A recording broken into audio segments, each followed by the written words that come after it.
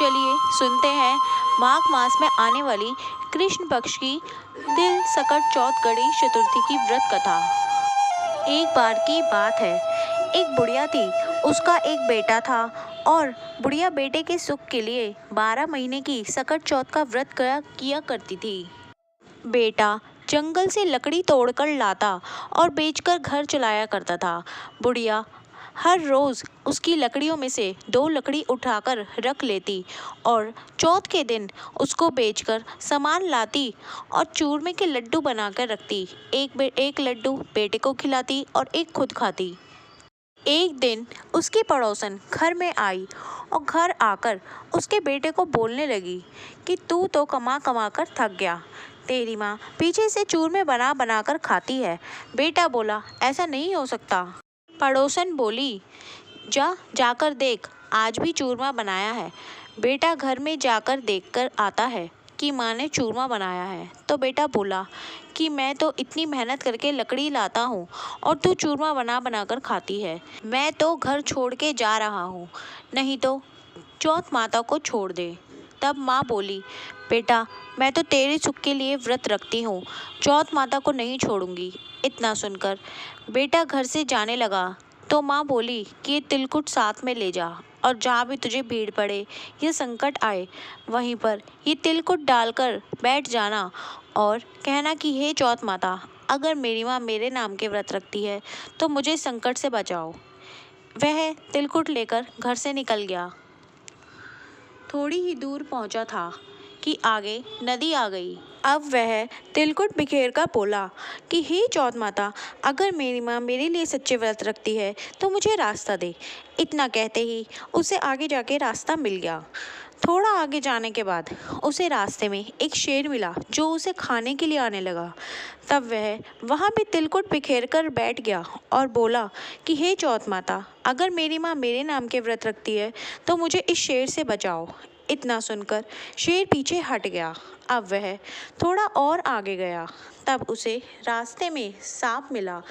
तब उसने फिर से वही बात दोहराई फिर कि हे चौथ माता, अगर मेरी माँ मेरे नाम के व्रत रखती है तो मुझे इस सांप से बचा दे, वरना इसे डसने दे। इतना सुनकर सांप भी पीछे हट गया। उसके बाद अब वह एक गांव में आ गया। वहां पर एक बुढ़िया माई रो रही थी और पूड़े भी बना रही थी। तब वह बोला, बुढ़ी माई, रो भी रही हो और पूड़े भी बना रही हो, आखिर क्या कारण है?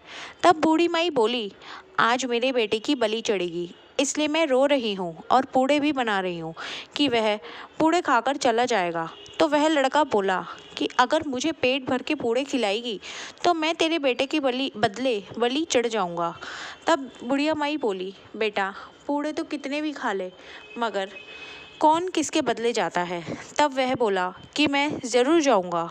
उसके बाद उसने कहा, बुढ़िया माँ, मैं ज़रूर जाऊंगा। उसने पेट भरकर पूड़े खाए और सोते समय बोला कि जब राजा के घर से बुलावा आएगा तो मुझे उठा देना। जब रात को राजा के घर से बुलावा आया तब बुढ़िया माई ने उसे धीरे धीरे उठाया। वह उठकर बैठ गया और बोला कि हे बुढ़ी माई, मैं तेरे बेटे की बलि के खातिर जा रहा हूँ। और वह चला गया। वहाँ जाकर उसने चौकी पर तिलकुट बिखेर कर बैठ गया और राजा के नौकर ने सारा आवा चिन दिया और आग लगा दी।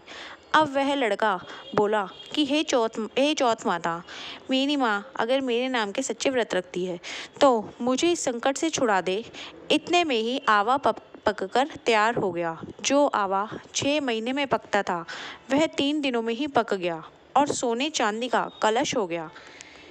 इसके बाद राजा के नौकर राजा को जाकर बोले कि आवा पककर तैयार हो गया। फिर राजा ने बोला कि बर्तन उतारो। अब अंदर से आवाज़ आई कि धीरे धीरे उतारो। राजा के सब नौकर डर गए। वह बोले, इसके अंदर कोई भूत बोल रहा है।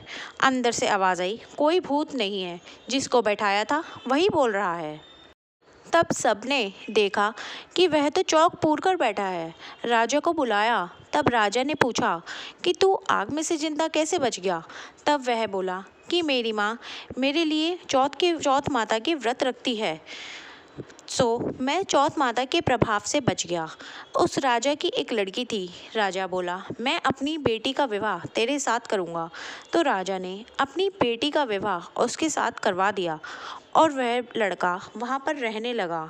कुछ दिन बाद उसकी राजा की लड़की ने पूछा कि तेरा कोई घर बार है या नहीं। तब वह बोला कि मेरी माँ भी है और मेरा घर भी है।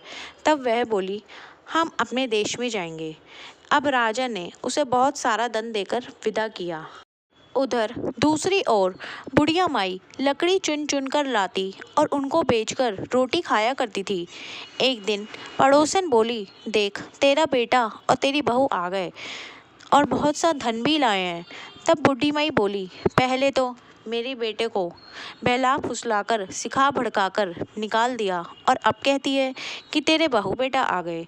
इतने में ही जब बुढ़ी माई ने पीछे पलट के देखा तो उसने देखा उसके बहू बेटा सच्ची में आ गए और माँ के पैरों में पड़ गए और बोले कि हम चौथ माता के प्रभाव से आ गए।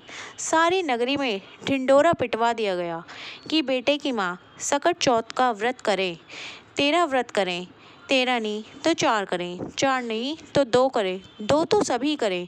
हे चौथ माता, जैसे आपने बुढ़ी माई का दुख दूर किया वैसे ही इस कथा को कहते सुनते और हुंकारा भरते सबके दुख को दूर कीजिएगा।